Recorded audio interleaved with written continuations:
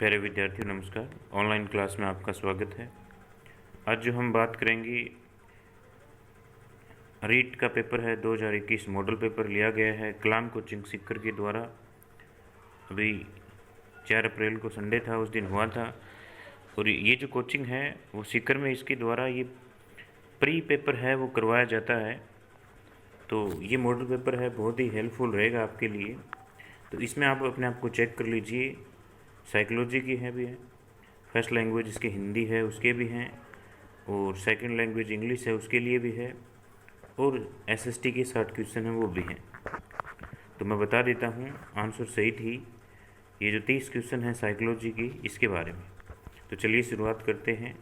पहला जो क्वेश्चन है वो ये कहता है कि गिलफोर्ड के बुद्धि संरचना सिद्धांत के अनुसार बुद्धि के तत्वों में समाहित किया जाता है।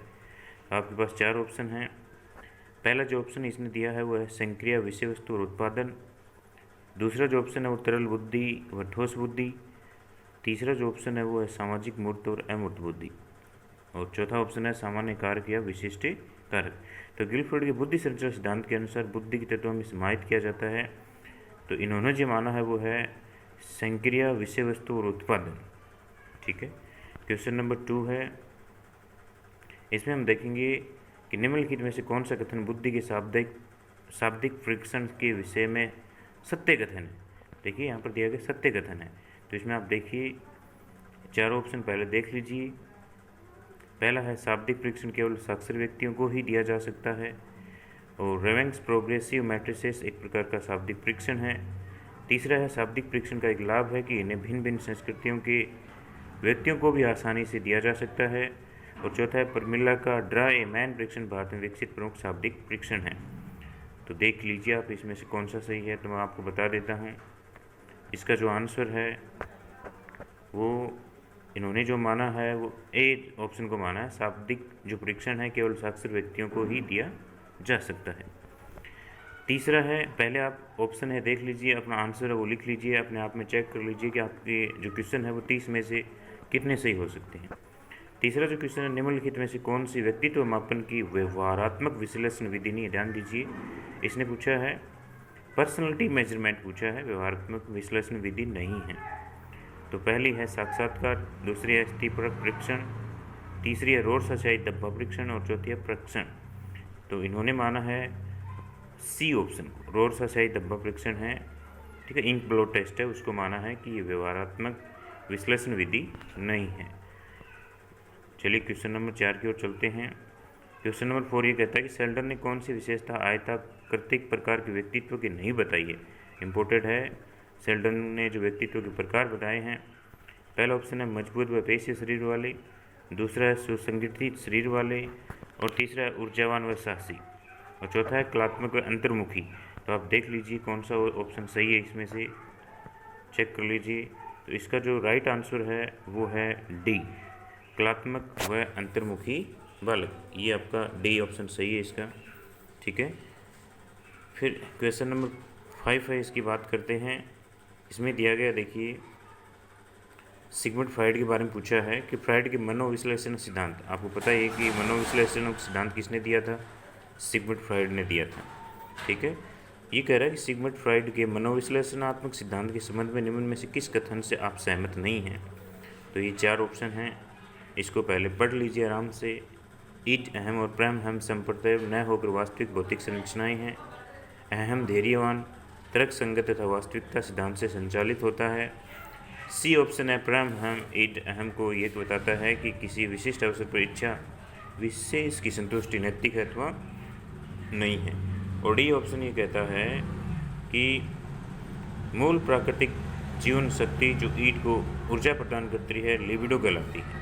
तो इन्होंने जो आप सहमत नहीं ये पूछा है कि इसमें सहमत, इसका जो ऑप्शन सही है वो है ए ऑप्शन, ईट अहम और प्रेम अहम संप्रदाय न होकर वास्तविक भौतिक संरचनाएं हैं।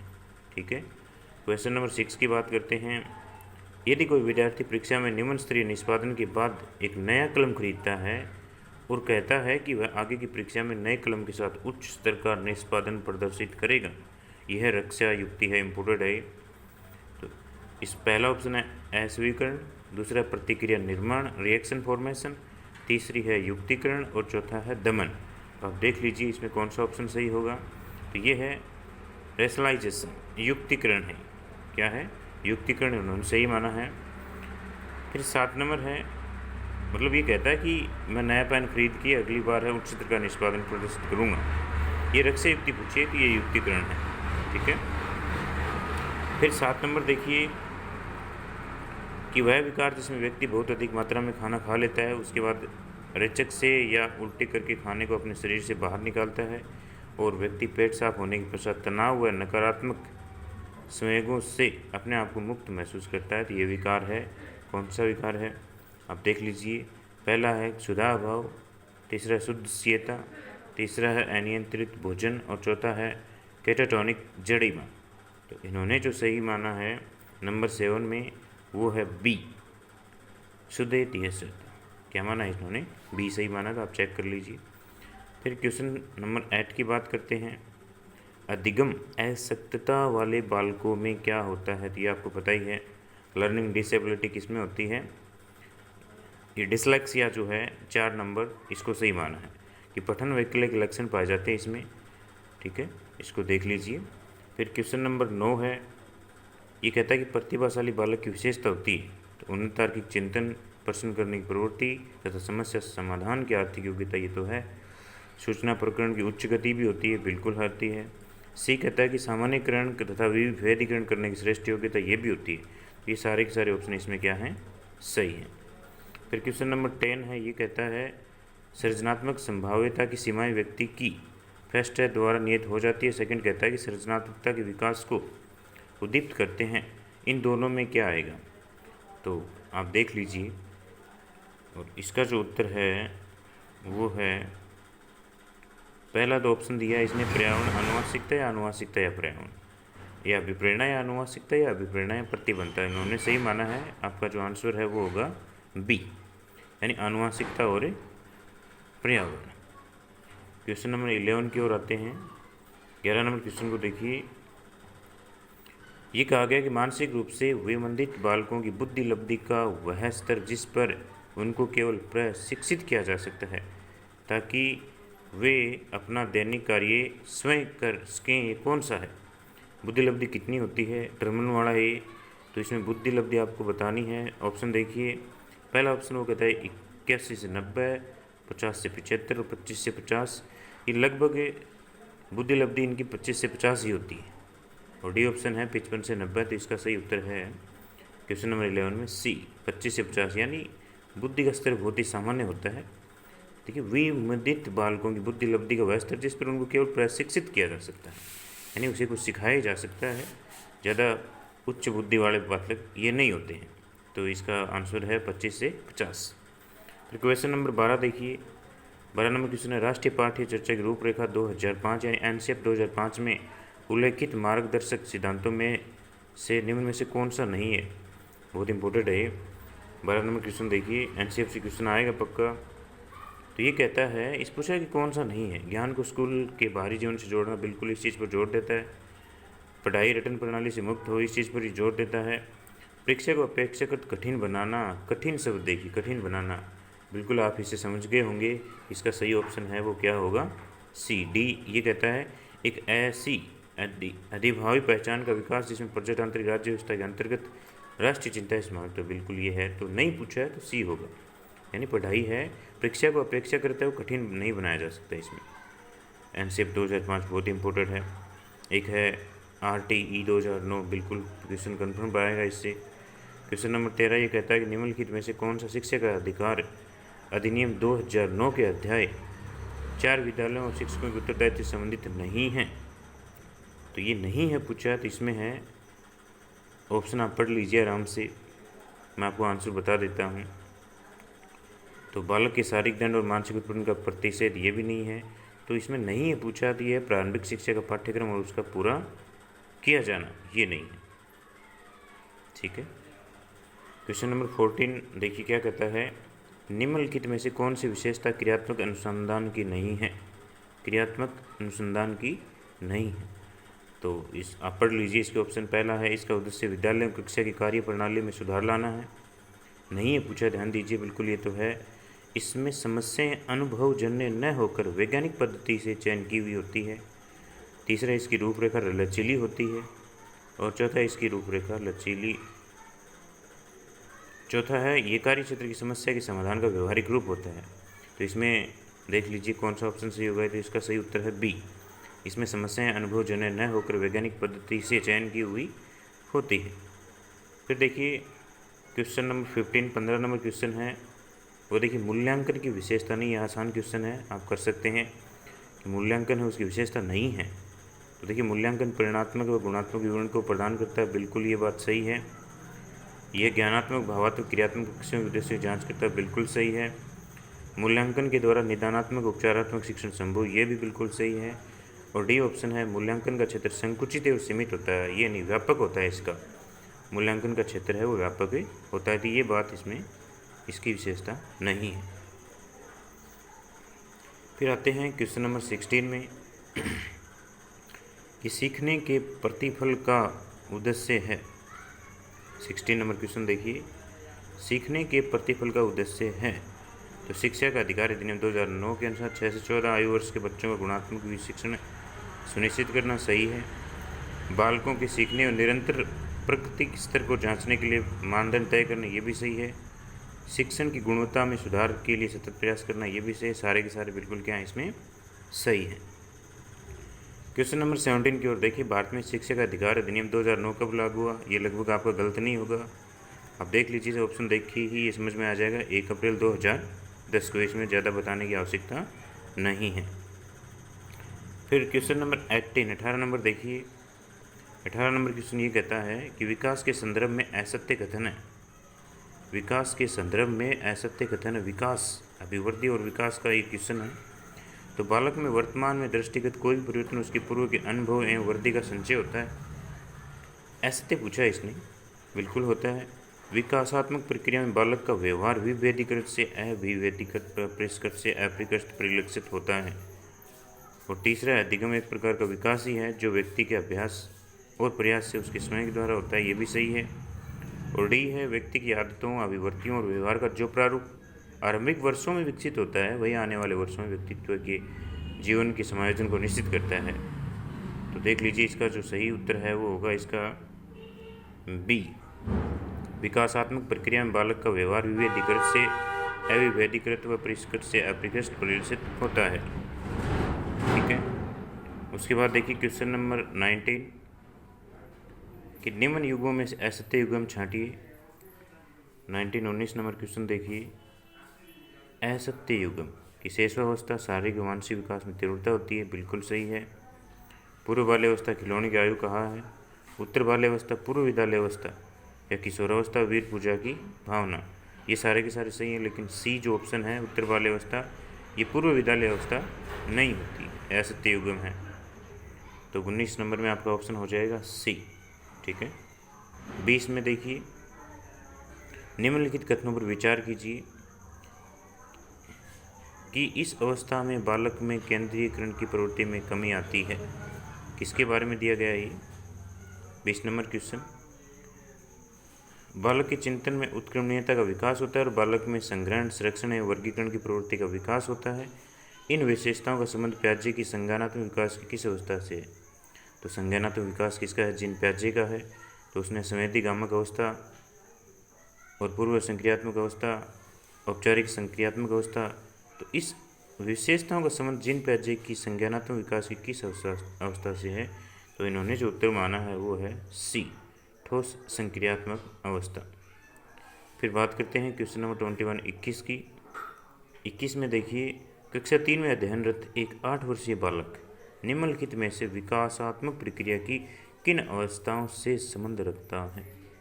तो ये देखिए इसमें सही क्या है, परिश्रम बनाम हीनता की अवस्था, उत्तर है परंपरागत नैतिक तरंगता और पूर्व परंपरागत नैतिक तरंगना, और पहल बनाम दोष की अवस्था।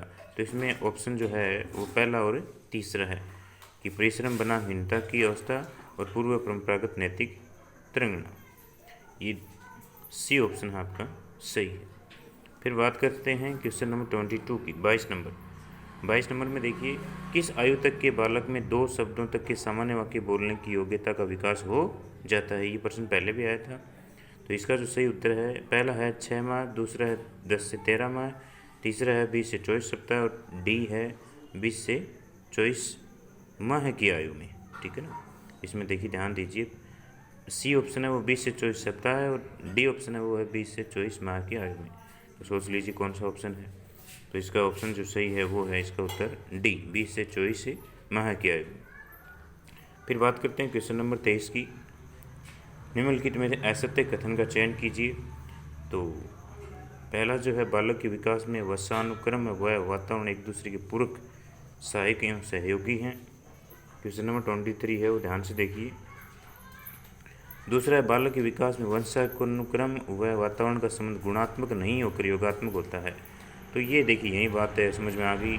ये बार बार बताया जाता है कि बालक के विकास वंशानुक्रम व वातावरण का संबंध गुणात्मक होता है।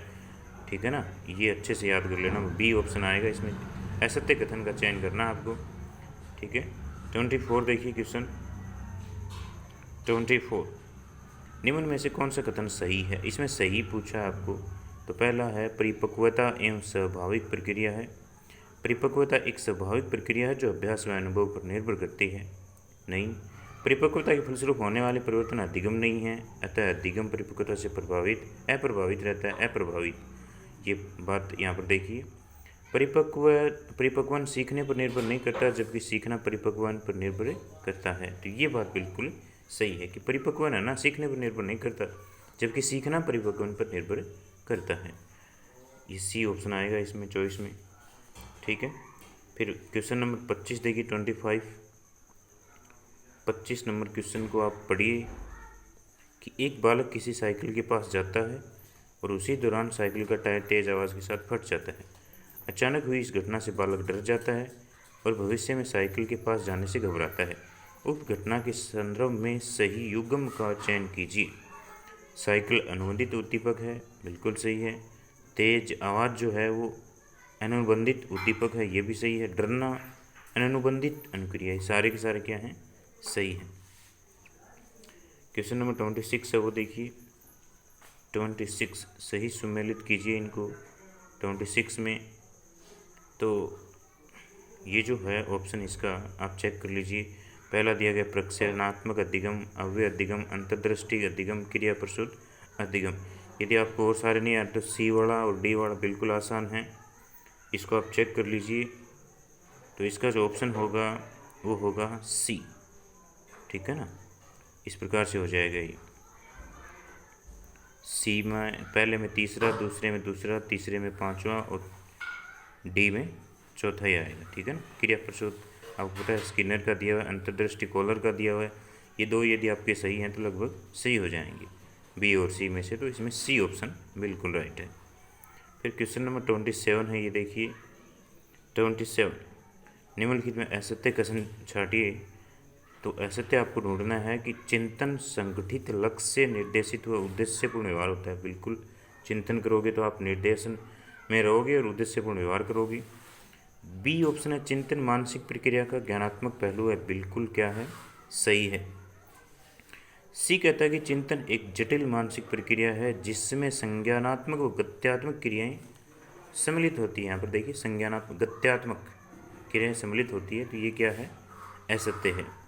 और डी दिया गया कि तर्क चिंतन की वह प्रक्रिया जिसमें निष्कर्ष होता है अथवा सामान्य नियमों के आधार पर समस्या समाधान होता है, ये सही है। असत्य छांटना तो इसका सी हो जाएगा। ठीक है। क्वेश्चन नंबर 28 देखिए, कल्पना के विषय में सत्य कथन का चयन कीजिए। ठीक है। कल्पना क्या, इमेजिनेशन, कल्पना। तो पहला जो ऑप्शन है इसका वो ये कहता है कि कल्पना का संबंध समस्या समाधान व्यवहार से है, बिल्कुल। सत्य कथन का चयन कीजिए, कल्पना का संबंध समस्या समाधान व्यवहार से है क्या, नहीं है।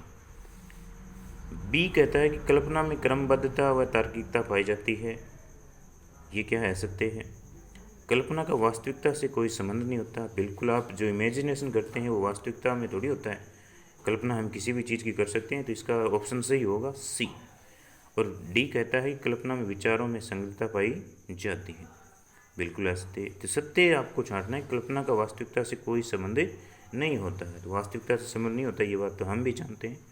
तो 28 है, उसमें क्या होगा, सी। बात करते हैं 29 की।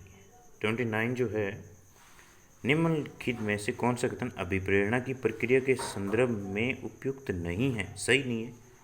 तो देखिए, अभिप्रेरणा मोटिवेशन के बारे में सही नहीं है। अभिप्रेरणा एक बाह्य अवस्था है जो काल्पनिक न होकर वास्तविक होती है, बिल्कुल। अभिप्रेरणा हम किसी को देंगे लेंगे तो वो वास्तविक होती है, न कि काल्पनिक होती है। उपलब्धि अभिप्रेरणा का मूल तत्व नहीं है, उपयुक्त नहीं है। यहाँ पकड़ लीजिए आप बात कि achievement is not basic component of motivation होता है। इसने क्या कहा है कि उपलब्धि अभिप्रेरणा का मूल तत्व नहीं है। तो ये बात क्या है, इसमें असत्य है, उपयुक्त सही नहीं है। किसके लिए, मोटिवेशन के लिए। और है सी भी है, डी भी है। फिर बात करते हैं क्वेश्चन नंबर 30 की। 30 है वो देखिए 29, इसका जो सही उत्तर है वो है ए। क्या है, 29 का सही उत्तर है ए है। अभिप्रेरणा एक बाह्य अवस्था है जो काल्पनिक न होकर वास्तविक होती है, ठीक है, ए ऑप्शन आएगा इसका। फिर है 30 नंबर क्वेश्चन देखिए। 30 नंबर कि बुद्धि की प्रकृति के विषय में आप किस कथन से असहमत हैं, ठीक है ना। आप क्या हैं, डिसएग्री हैं, आप असहमत हैं। तो बुद्धि के संबंध में देखिए, आप ऑप्शन पढ़िए कि बुद्धि के कारण ही व्यक्ति में विवेकशील व अमूर्त चिंतन करने का सामर्थ्य आता है। समस्या समाधान हेतु व्यक्ति बुद्धि से उत्पन्न होने वाली सूझ का सहारा लेता है। बिल्कुल, किसी कार्य को करने से पहले हम बुद्धि का सहारा लेते हैं, दिमाग में विचार आते हैं, उसका सहारा लेते हैं। सी ऑप्शन ये कहता है कि बुद्धि के फलस्वरूप ही व्यक्ति उद्देश्यपूर्ण क्रिया करे, ऐसा आवश्यक नहीं है। ये बुद्धि के फलस्वरूप व्यक्ति को उद्देश्यपूर्ण कार्य करना चाहिए, ऐसा आवश्यक है, ये कह रहा है कि ऐसा आवश्यक नहीं है। तो इस बात से क्या है, असहमत हैं। फिर ये कहता है कि बुद्धि के कारण ही व्यक्ति में वातावरण के साथ समायोजन व अनुकूल करने की योग्यता का विकास होता है। तो क्वेश्चन नंबर 30 है, इसका राइट आंसर है सी, कि बुद्धि के फलस्वरूप ही व्यक्ति उद्देश्यपूर्ण क्रिया करे, ऐसा आवश्यक नहीं है, ऐसा आवश्यक है। तो ये थे प्रिय विद्यार्थियों आपके 30 क्वेश्चन। आपने चेक कर लिए होंगे कि आपके कितने क्वेश्चन राइट हैं और कितने क्वेश्चन राइट नहीं हैं। तो आप चेक कर लीजिए। और आगे की जो वीडियो मैं डालूँगा वो फर्स्ट लैंग्वेज हिंदी है उसके भी, और सेकंड लैंग्वेज इंग्लिश है उसके भी, और उसके बाद जो SST है उसके भी जो क्वेश्चन हैं वो भी मैं डालूँगा। तो आप चेक कर लीजिए। धन्यवाद।